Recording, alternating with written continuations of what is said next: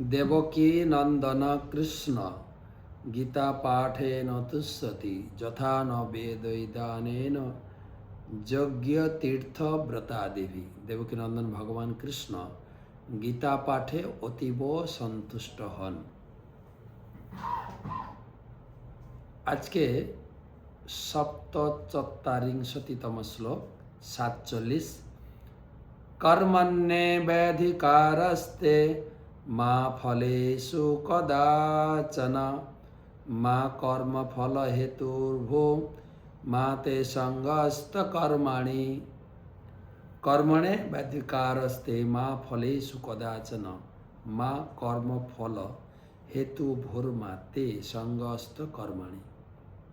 এই শ্লোকের অনুবাদে বলা হচ্ছে, স্বধর্মবিহিত কর্মে তোমার অধিকার আছে, কিন্তু কর্মফলে তোমার অধিকার নেই।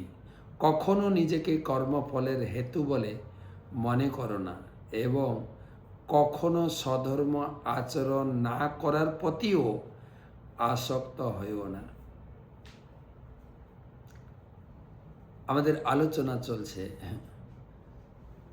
কর্তব্য কর্ম এবং শাস্ত্রিক কর্ম,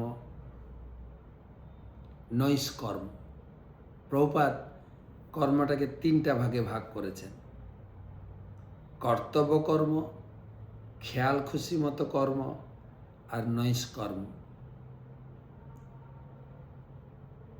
তো কর্তব্য কর্মের উপরে বিশেষ জোর প্রদান করেছেন ভগবান কৃষ্ণ।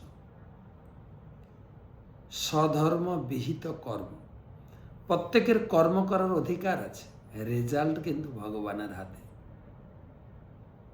যেরকম ছাত্ররা পড়াশোনা করবে, তাদের কর্তব্য ভালো করে পড়াশোনা করো এবং প্রতিদিনের পড়া প্রতিদিন কমপ্লিট করো।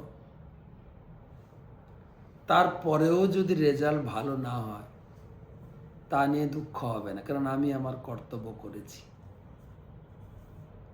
ঠিক সেই রকম স্ত্রীর কর্তব্য, স্কুল টিচারের কর্তব্য, ভক্তেরও কর্তব্য। স্বধর্ম, আত্মার ধর্ম হচ্ছে ভগবানের প্রতি কর্তব্যপরায়ণ, ভগবানের প্রতি সেবা করা। জপ করব, ভগবানের পূজা উপাসনা এবং যা যা কাজ আছে ভগবান তার ফল দেবেন। ফল চেয়ে যদি তুমি কর্তব্য কর্ম করো, তাহলে কর্তব্য কর্মে কখনো উৎসাহ পাবে, কখনো নিরুৎসাহ। ফল পেলে উৎসাহ, ফল না পেলে নিরুৎসাহ। তাই ফলের আশা বাদ দিয়ে কর্তব্য পথে তুমি কর্তব্য করে যাও, যেটা ভগবান স্বীকার করবেন, ভগবান তোমাকে ফল দেবেন।